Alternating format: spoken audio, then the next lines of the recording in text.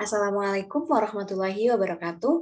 Perkenalkan, nama saya Witwidianti dengan NIM 2601421073 dari Rombel D.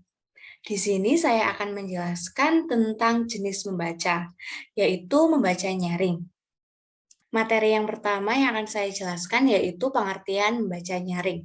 Membaca nyaring adalah membaca dengan lafal dan intonasi yang jelas, serta membaca nyaring juga dapat menjadi strategi atau alat yang digunakan untuk meningkatkan minat siswa dalam membaca dan dapat membantu siswa dalam mengembangkan keterampilan membaca.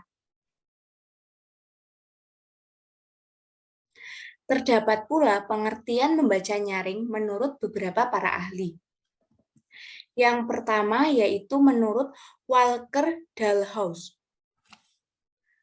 Beliau menyatakan membaca nyaring adalah alat penting untuk menumbuhkan minat siswa dalam membaca, menanggapi teks, dan pengembangan sebagai pembaca seumur hidup. Yang kedua menurut Belchenko. Membaca nyaring adalah sebuah strategi di mana seorang guru mengatur waktu untuk membaca secara oral pada siswa secara konsisten di atas tingkat membaca sendiri siswa, tetapi pada tingkat mendengarkan siswa. Yang ketiga menurut Pergams. Beliau menyatakan membaca nyaring adalah strategi pembelajaran yang biasa digunakan untuk membantu anak atau siswa untuk mengembangkan keterampilan pemahaman bahasa dan dalam hal ini melek huruf orang dewasa serta kursus bahasa untuk membantu siswa menguasai pengucapan kata-kata, tata bahasa, dan intonasi. Lalu materi selanjutnya yaitu aspek-aspek yang perlu diperhatikan ketika melakukan kegiatan membaca nyaring. Yang pertama, ucapan atau lafal harus jelas. Maksudnya, huruf dan kata-kata yang diucapkan harus benar, tepat, dan jelas. Yang kedua, jeda atau perhentiannya harus tepat, yaitu dengan cara memenggal kata-katanya harus sesuai dengan arti yang dimaksud. Karena jika membaca sebuah kalimat tidak sesuai dengan intonasinya, maka akan menimbulkan makna yang tidak jelas atau ambigu. Misalnya pada kalimat kucing makan tikus mati. Dalam kalimat tersebut bisa dijadikan lebih dari satu intonasi dengan makna yang berbeda. Yang pertama misalnya, kucing makan tikus mati. Kucing makan, tikus mati. Kucing makan tikus, mati. Lalu yang ketiga yaitu nada kalimat atau tinggi rendahnya suara harus tepat. Tujuannya agar maksud kalimat itu jelas, apakah itu kalimat berita, tanya, atau perintah.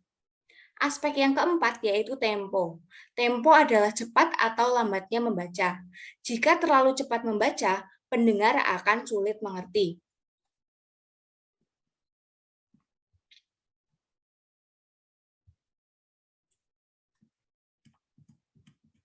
Materi selanjutnya yaitu tahapan membaca nyaring pada siswa sekolah dasar. Membaca nyaring di sekolah dasar menuntut adanya keterampilan-keterampilan yang harus dikuasai siswa. Berikut tahapan membaca nyaring pada siswa sekolah dasar dimulai dari kelas 1 sampai kelas 6 SD. Yang pertama, kelas 1, keterampilan yang harus dikuasai yaitu bisa mempergunakan ucapan yang tepat, mempergunakan frase yang tepat, memiliki sikap yang baik dan merawat buku dengan baik, menguasai tanda baca sederhana seperti titik, koma, tanda tanya. Kelas 2, keterampilan yang harus dikuasai yaitu bisa membaca dengan terang dan jelas, membaca dengan penuh perasaan, ekspresi, dan membaca tanpa terbata-bata. Lalu untuk kelas 3, keterampilan yang harus dikuasai yaitu bisa membaca dengan penuh perasaan, ekspresi, dan mengerti serta memahami bahan bacaan. Lalu untuk kelas 4, keterampilan yang harus dikuasai yaitu bisa memahami bahan bacaan pada tingkat dasar dan kecepatan mata serta suara, yaitu 3 patah kata dalam 1 detik.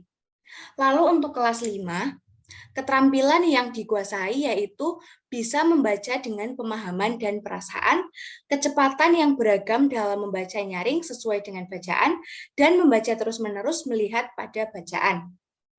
Lalu untuk kelas 6, keterampilan yang dikuasai yaitu membaca nyaring dengan penuh perasaan dan ekspresi, serta membaca dengan penuh percaya diri dengan mempergunakan frase atau susunan kata yang tepat.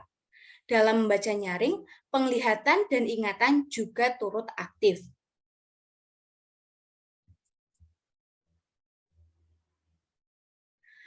Lalu materi selanjutnya yaitu tujuan dari membaca nyaring.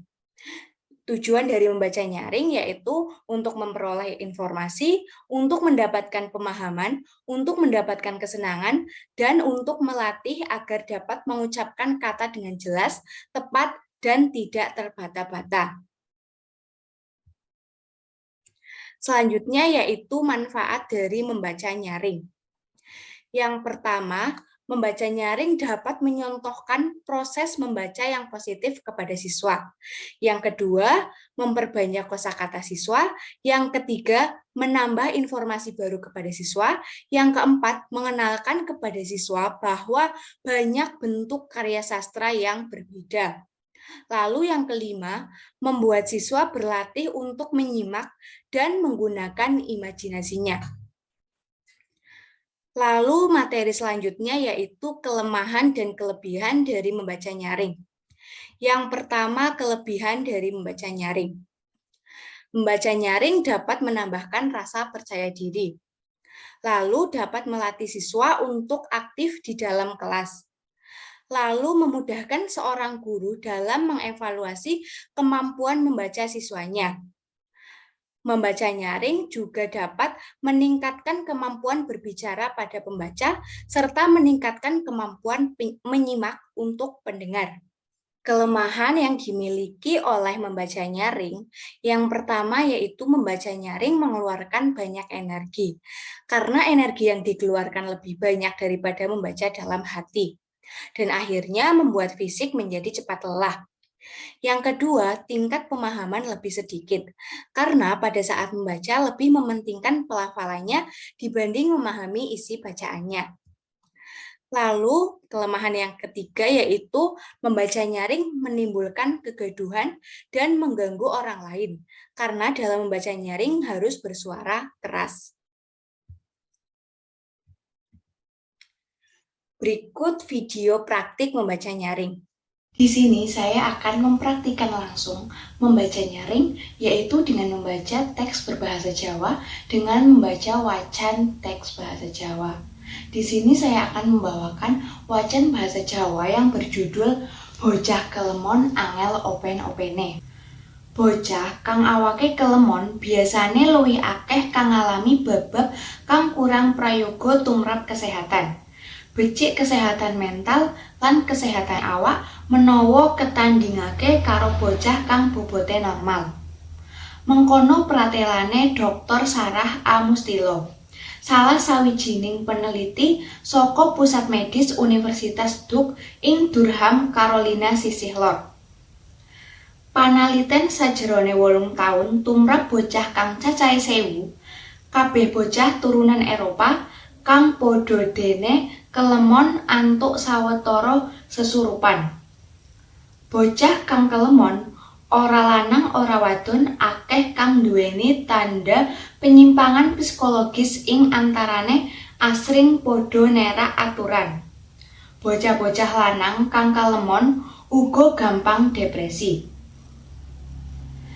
Trep-trepane tumrap sesurupan bab bocah kang kelemon iku ana gandeng cenenge karo akehe risiko bab kesehatan. Uga ana gandeng cenenge karo bab penyimpangan psikologis. Malah uga dumadi marang bocah-bocah kang umur welasan taun. Mengkono Mustilo weh katerangan kaya kang dibiwarakake dening Reuters sawetara wektu kepungkur. Sawise diteliti kanthi permati, awak kang kelemon cedhak karo lelara ing antarane paru-paru, weteng lan lelara kang ana gegayutane karo sirkulasi. Malahan sajrone isi bocah ana kang wis wiwit ketaman lara jantung, lara gula, lan lara kanker usus. Mongko isih sajrone mangsa mundhak gedhe lan mundhak pinter.